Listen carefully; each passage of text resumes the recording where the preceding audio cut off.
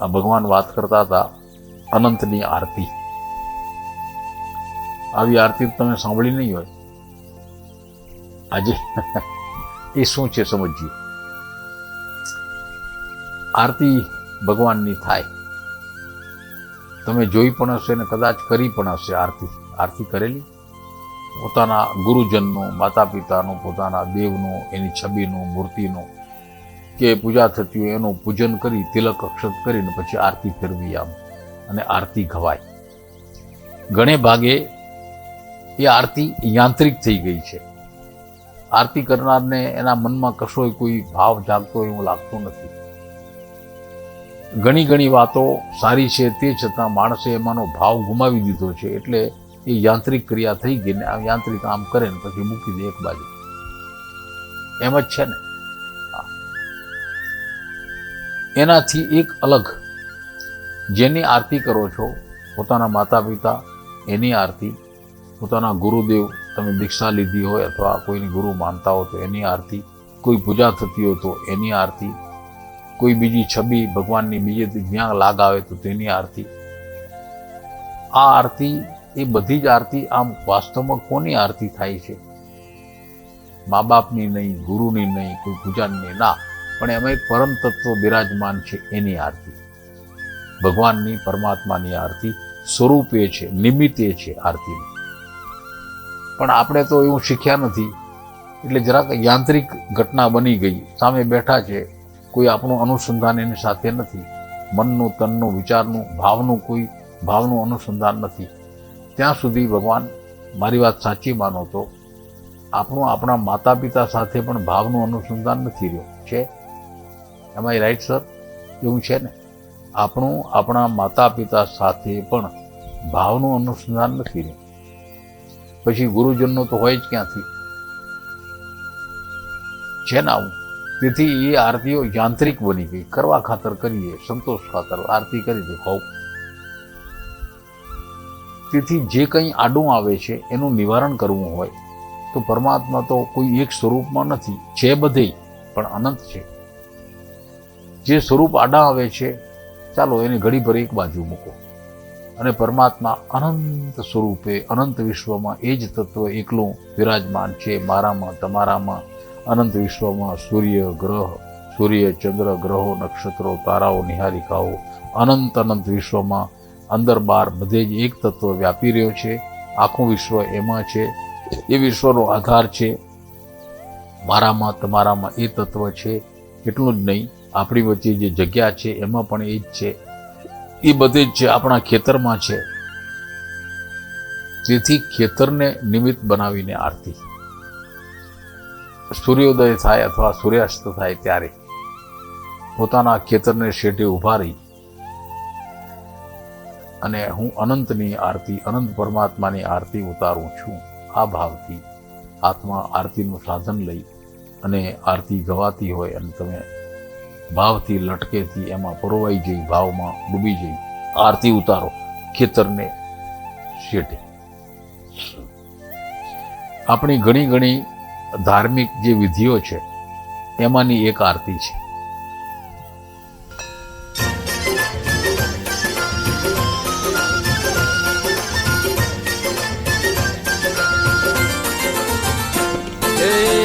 અલખ ધણીની આરતી ને રૂડા ચમર ઢાળા,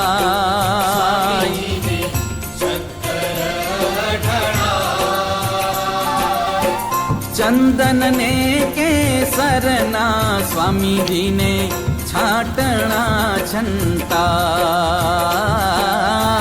ચંદન ને કેસરના સ્વામીજીને છાટણા છંતાય. જય જય નકળંકી સ્વામી નકળંકી, જય જય નકળંકી સ્વામી નકળંકી.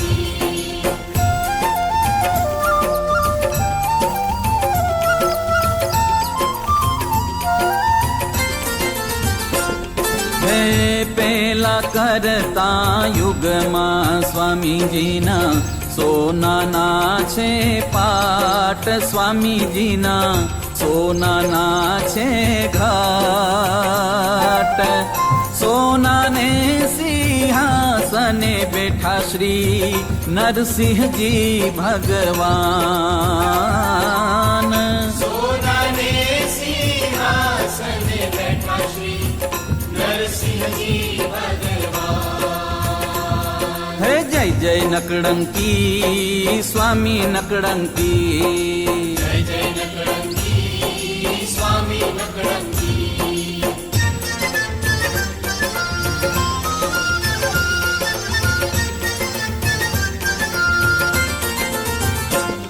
હે બીજા ત્રેતા યુગમાં સ્વામીજીના રૂપાના છે પાટ. સ્વામીજીના રૂપાના છે ઘાટ. રૂપાને સિંહાસને બેઠા શ્રી રામચંદ્ર ભગવાન. રૂપાને સિંહાસને બેઠા શ્રી રામચંદ્ર ભગવાન. હે જય જય નકળંકી સ્વામી નકળંકી. જય જય નકળંકી સ્વામી નકળંકી.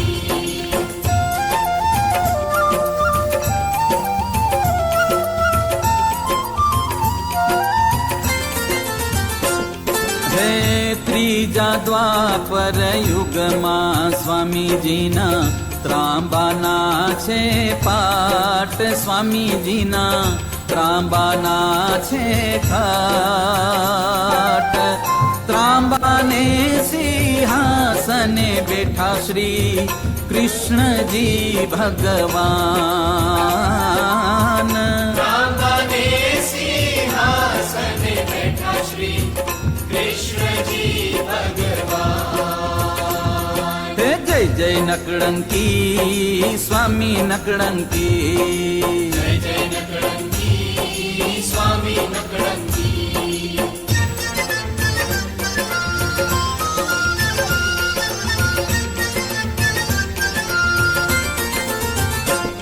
હે ચોથા કલી યુગમાં સ્વામીજીના માટીના છે પાટ. સ્વામીજીના માટીના છે ઘાટ.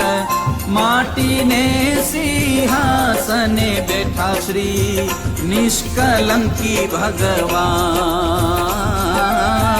માટીને સિંહાસને બેઠા શ્રી નિષ્કલંકી ભગવાન. હો જય જય નકળંકી સ્વામી નકળંકી. જય જય નકળંકી સ્વામી નકળંકી.